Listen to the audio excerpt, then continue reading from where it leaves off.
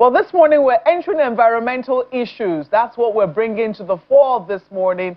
We do know that we all know how the weather is currently. It's 23 degrees in Abuja and it's still very misty. It's been raining all week, off and on, in parts of Lagos and even in parts of the south generally, not just southwest. Now, south too, we've seen infrastructure affected as a result of this rains. We've seen landslides occur. Some people have lost their lives in the aftermath of the downpour that has hit some places.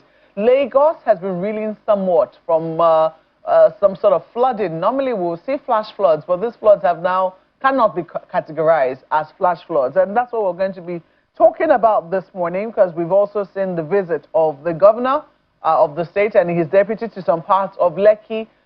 We saw him visit Shongote Do or Gombo. We saw him visit Chevron Drive and a number of other places that have now been affected by these floods. And this morning, we're speaking with two very gentle residents of Lagos. I do not know if they'll be gentle on the program, given the experiences so far. It doesn't look like they will be. But we will see about that. We have this morning Madam Stella Okengu, who is the CEO of Win Homes Limited, and also Mr. Stephen Akintoye, who are both residents of Lagos. Mr. Akintoye is also a real estate investor, chairman of SACI Holdings. They both join us virtually this morning. It's good to see you both this morning on our program. Thank you so much for joining us. I do hope that your homes your homes and businesses, I should add, have not been affected by the floods. But if they have been, because I imagine that's why you are here on the program, or maybe you have some experience to share with us, do you want to tell us what it has been like for you since the rains started? Did you have any palpitations? Is this what you expected was going to happen when the rainy season came in? Let me start with you, Madam Stella. Thanks for having me.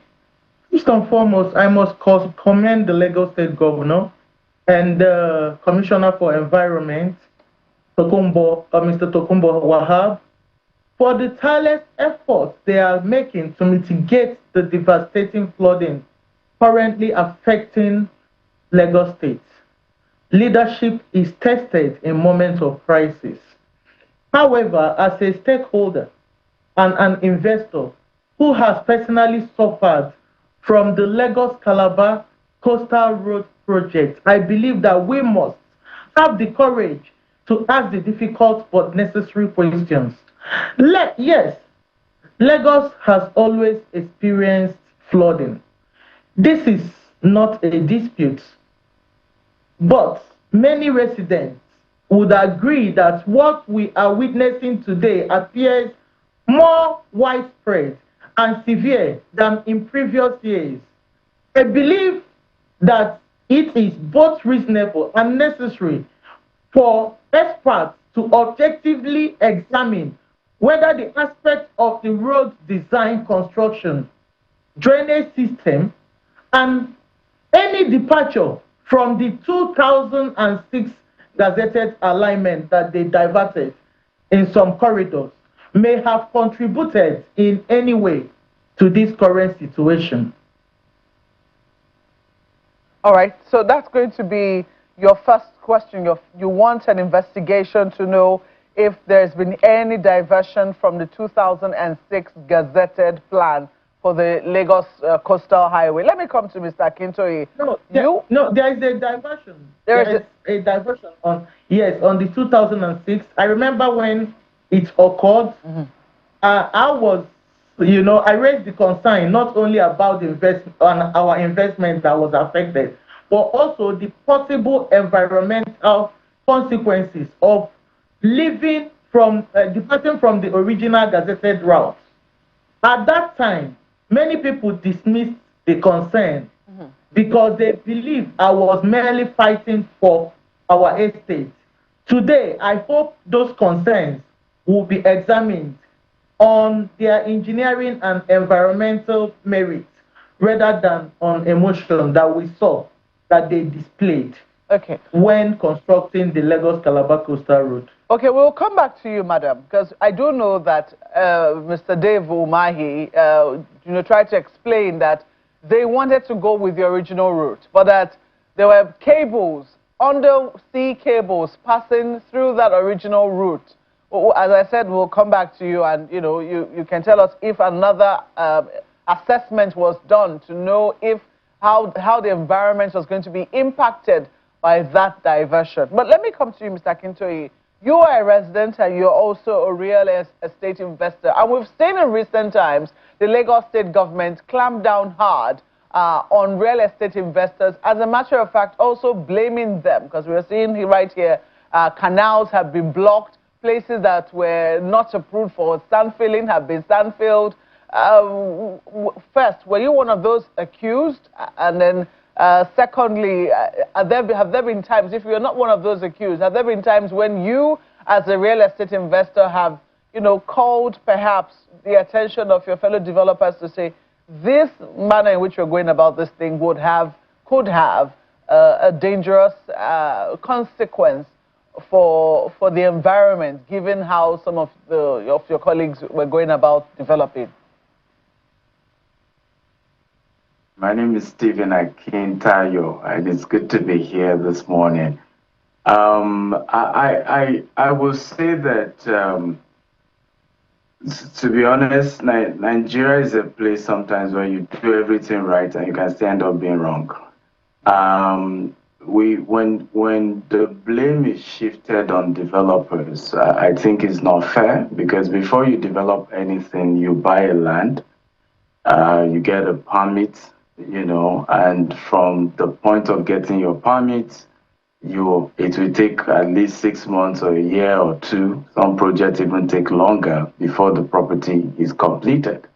And now this gives you opportunity for government agencies to come check. I mean, now we are not in any way affected by this, but a lot of our colleagues are affected, and we've asked questions, what has gone on? And the question has always been, we took, in fact, some of them, it was 5 years after acquiring the land, they started building.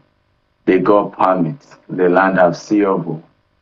So what we sense is that there are people who carry out sharp practices in government agencies, and these people seems not to be punished or held accountable, and they approve certain things. But what we also realize for the issue of the flooding is that most of the canal is blocked by vegetations and sand and other things, particularly when you look at the Ogompo. Mind you, the entire Lekki, is a marshy land, used to be called Morocco. It was rushed. There's no proper, design for Lekki itself. The water is bad.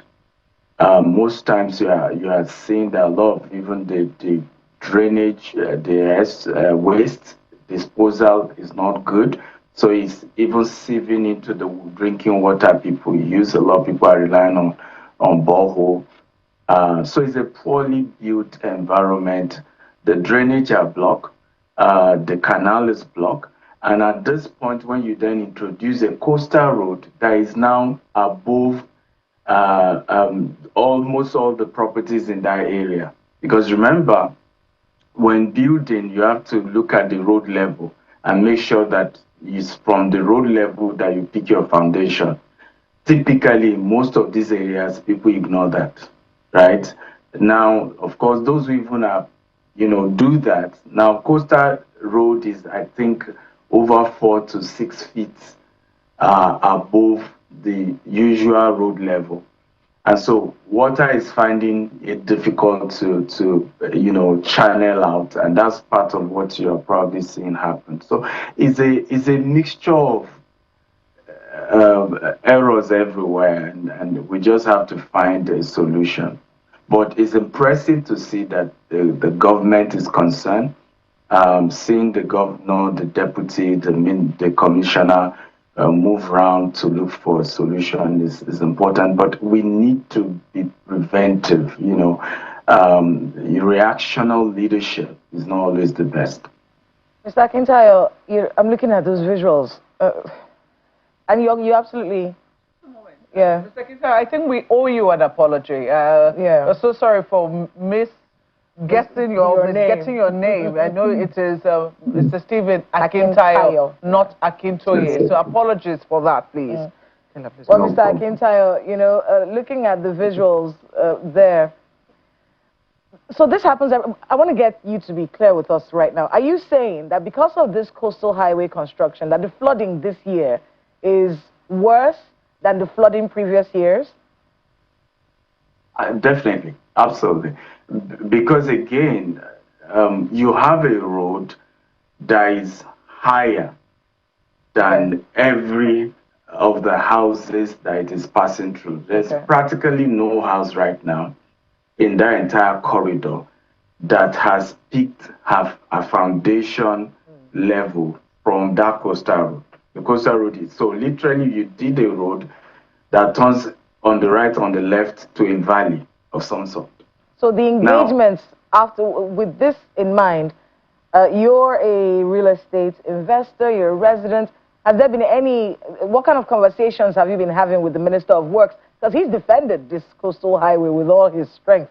So in the conversations with him, do you get the sense that he agrees with your assertion, or does he feel like you don't quite understand how we have done what is necessary and it just takes some time for things to level out? What do you get in your conversations with the Minister of Works on this particular matter?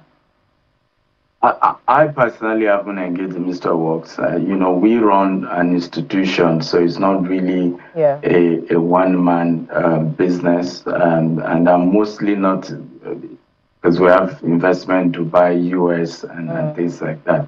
But I'm aware that a lot of our colleagues have raised that. Engineer Stella, she more than raised that. I mean, everybody knows that by now, And but I think I'm not even against the coastal road, road level, because again, this is well planned over the years. Yeah. The coastal road is not a new concept, and by the word coastal road, it was meant to be in proximity to the ocean, right? Yeah. And so it's also a way of preventing erosion.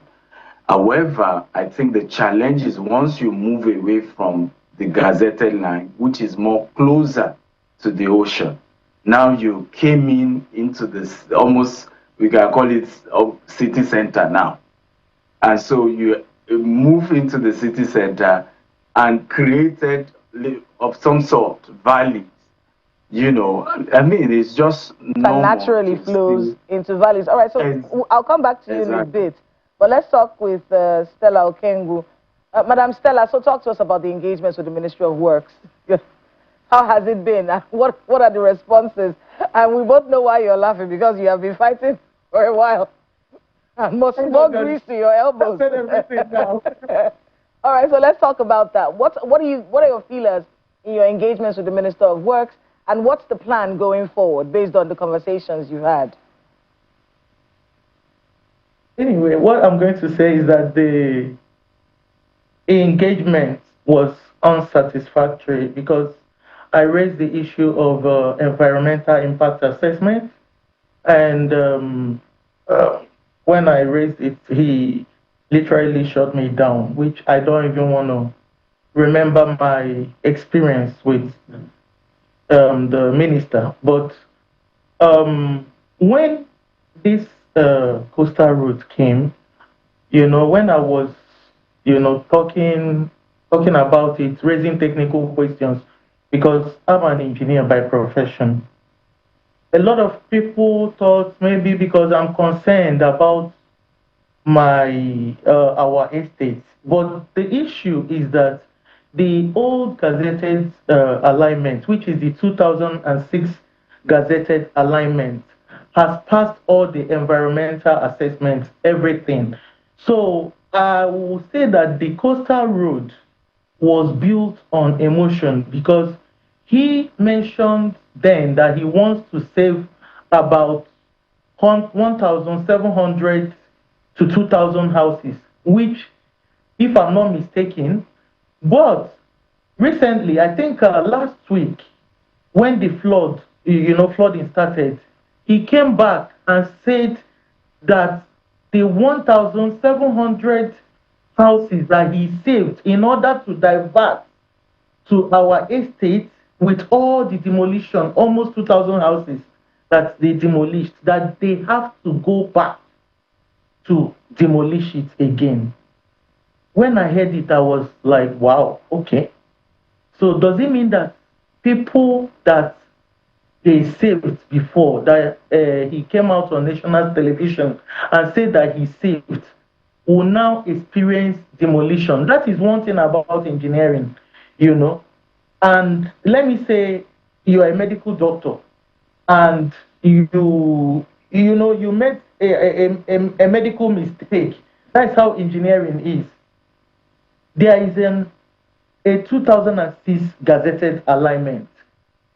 Just follow it and achieve the coastal route. I'm not again. In short, why we even invested in that area, why the diasporans came to invest, is about because of the coastline there, so that we can be able to enjoy the environment, the beaches around there.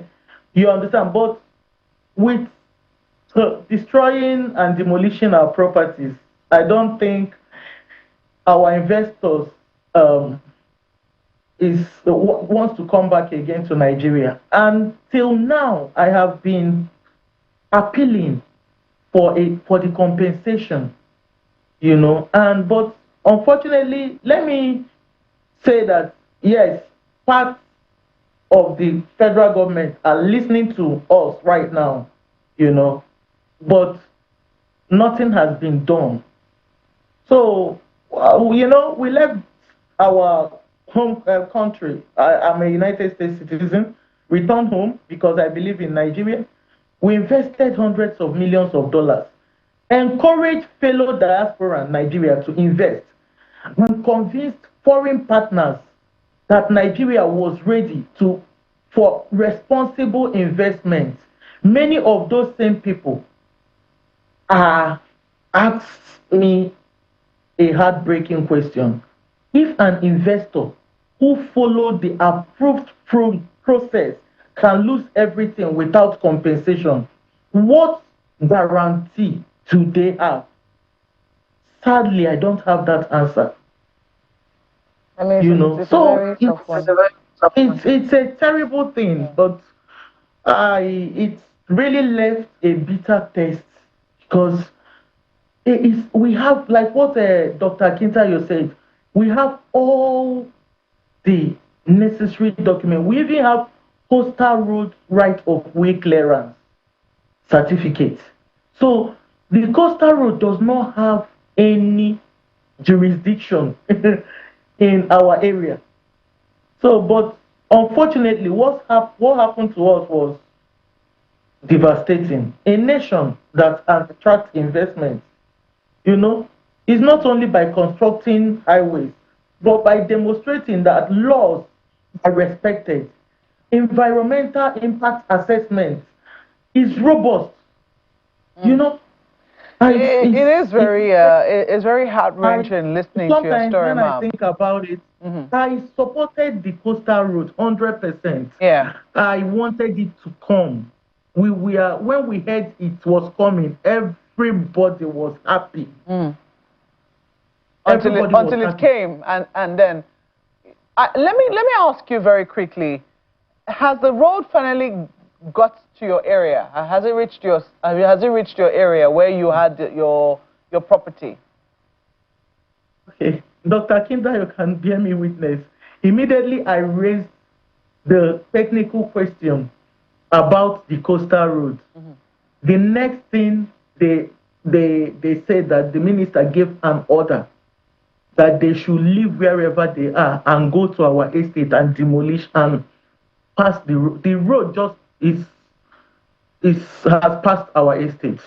So the road has passed your estate now? In the middle of my estate.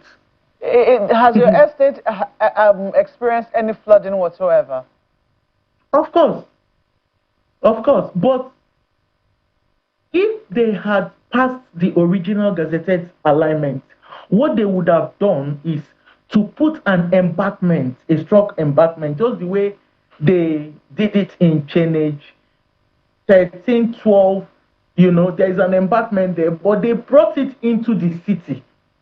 You understand? It's not along the coastline again. They brought it saying that there is a marine cable. Marine cable cannot technically, let me say it in a layman language, cannot be on a land. Marine cable is a deep sea cable. It's inside the sea. It cannot even survive. It will melt, literally melt. So they favored some people, let me put it like that. And now those people, they want to go back and demolish their property. Wow. Well, we'll wait to hear. We'll wait to hear from the Lagos State government, because it does raise key questions. When the Commissioner for the Environment was speaking about mistakes that were made in terms of alignment and even the roads and drainage channels not being properly aligned, people raise questions as to, did they really have a handshake with the Lagos State government before this road was, conceived and built, much as it was a grand and fantastic idea? And in fairness, a lot of Lagosians are already beginning to use that coastal road, and it's relieving some traffic on the Lekki-Ekpe expressway, even the road to VI. So we're beginning to see that. But then, given what we're now saying, questions are now being raised by citizens as expected. And we wait to hear from the Lagos State government a comprehensive brief as to how exactly they reached the plans, the current plans for this Lagos Coastal Highway. We also want to hear from the Minister of Works, because, he held quite a number of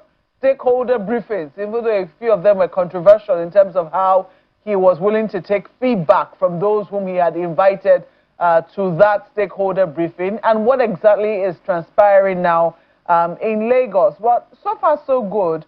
We've seen the governor go around certain places, visiting affected residents. What is the Lagos State government promising people like yourself? Because much as, yes, the federal government is the one building this road, I imagine that it was the Lagos State government that allocated land to you. It was the Lagos State government that you dealt with to get all of the clearances that you need.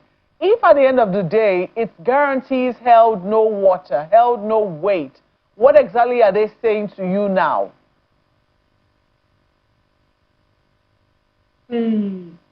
What happened is not the fault of the Lagos State government. I'm going to tell you this, because if the minister did what is right, first of all, we have Lagos State Building Control Agency, which is LAPSCA. They are the one that is supposed to be in charge of the demolition. What the minister is supposed to be in charge of is constructing the road. Lagos State Building Control Agency, when the demolition was happening, they were not the one that demolished. Dr. Kintayo, I hope I'm saying the right thing. At least you were there. They were not the one that demolished. Everything that happened, it was the Ministry of Works that ordered the demolition, not the Lagos State government. So, literally, the Lagos State government, their hands were tied on this issue. I'm not saying it, I'm not that kind of person that will paint words. I'm telling you, because I flew down from Nigeria, from America to Nigeria. I was around for almost 1 year, the highest I have been in Nigeria. I witnessed everything that happened there. So what the Lagos State government, what they are doing now, because number one, the compensation is being handled by the federal Minister of Works. The demolition, everything, he handled everything. So the Lagos State government did not handle it. So what the Lagos State government is trying to do now with the Commissioner of Environment is trying to mitigate the damage that has been done. I saw when the governor was talking, he was trying to he was telling them that this place, that they should channel some of the water into this canal in order. So They are trying, and they, they can't do more than, what they. Maybe I can add to it. Mr. Kintayo, you have a different opinion? No, not a different opinion. I just want to give some context. So, by Nigerian constitution, it's believed that some say 50 meters or 100 meters from the waterways belong to the federal government. However, this coastal road has created a situation whereby the federal government is probably even laying claims on more than 300 meters, to the shoreline in this axis. We have at least 5 different estates that we invested in. Out of 5, 4 were affected by this. In fact, one of it, the High Tech, which is the construction company office in Ibejuleki right now, is sitting on our land. Our lawyer through, by Safalano has written them. We've not heard anything. So you're seeing a good project, well intended, a great idea, good vision, but poorly executed. And I think that's the issue. A few ideas that I think if people in government are listening, first of all, set up a different compensation fund managed by both Lagos State government, federal government, and stakeholders, developers, who are affected, totally different from the Ministry of Works. You cannot be the judge in your own case, which we feel that's what is going on. And so, to be honest, and to be fair to the Lagos State government, it's a catch-22 situation. And it's, unfortunately, they are the ones that are bearing the burden of the fallout of issues like this. One of the things myself and Engineer Stella share is the fact that we have multiple residences and we also do business internationally. And the challenge is that we go tell, our colleagues in diaspora, come invest in Nigeria, come invest in Lagos State. And, before you know it, things begin to happen. And those people are looking at you and say, but you told us to invest back at home. You are the marketer for Nigeria. See what's going on. And whether it affects you directly or indirectly, you're still going to be affected because we know some, like I told you, we have 5 different properties we invested in. We have one that wasn't even affected. But even the investors, they are struggling to sleep. Oh, today we heard this about Coastal Road. Tomorrow we heard this, So investors are panicking. It has affected the industry in a great way. And to be honest, the real estate sector in Nigeria is terribly affected. The trust level is low. And when you look at what really can grow the economy, is the real estate sector. So I feel there's a need for all of us to come together and find a way to build trust. When you look at remittances to Nigeria, I can guarantee you that more than 60% of it is towards real estate. Now, I'm sure that is going down because people are now more concerned. And so I want to add that whenever government wants to do things, good intention, they need to be conscious of the PR aspect of it. Don't, because you can't say you want investors to come invest in Nigeria. At the same time, you're doing things in a way that it just gives the same Nigeria a bad name. It looks as if we don't respect investors, we don't treat investors right. We can just wake up and demolish any estates without considering other key factors. I've argued, and I'm saying it again today, if any developer who is a colleague of mine decide to build on a canal, decide to break the law, you can freeze and seal up their estates, demand that restitution is paid. For example, we need to build a new canal, right? You have to pay for it. But to destroy billions of naira worth of assets, which is not the developer's money, mind you, the developer money is in it, but he or she has also either taken money from the bank or he or she has gotten foreign investors. I'm currently in Stanford University on a mergers and acquisition program. We always say, don't destroy value. When it comes to building enterprise, you don't want to destroy value. Find a way to make sure that any money that has been invested in Nigeria is eventually protected one way or the other, so that you can signal to other people to say, we will protect your capital no matter what happens. But right now, it's not looking good for individual investors, institutional investors like us, who have invested not just as individuals but as a corporation. It's not looking good, and we're being hit on multiple levels. Our books are not looking good with all the losses we have been incurring. Yes, It's hard not to.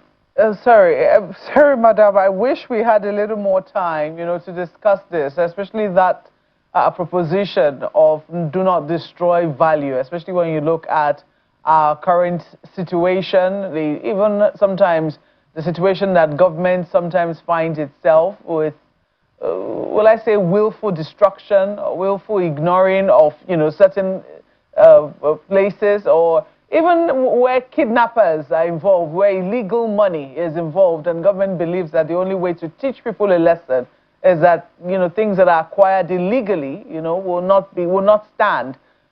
So, I mean, that conversation for me looks like it's another conversation entirely. But Mr. Akintayo, Dr. Stephen Akintayo, Lagos resident and real estate investor, chairman of SACI Holdings, and Madam Stella Okengwu, CEO of Win Homes Limited. We do have to thank the both of you. We sympathize with your experience. We still look forward to hearing from the Lagos state government, because much as you've said that they found themselves in a catch-22 situation and it wasn't really their fault, the truth is they still owe you a responsibility. We know that land resources are vested within the state government. They are the ones who have that. Yes, the federal government can ask for, and the state government, can grant the federal government's right of way, etc., etc.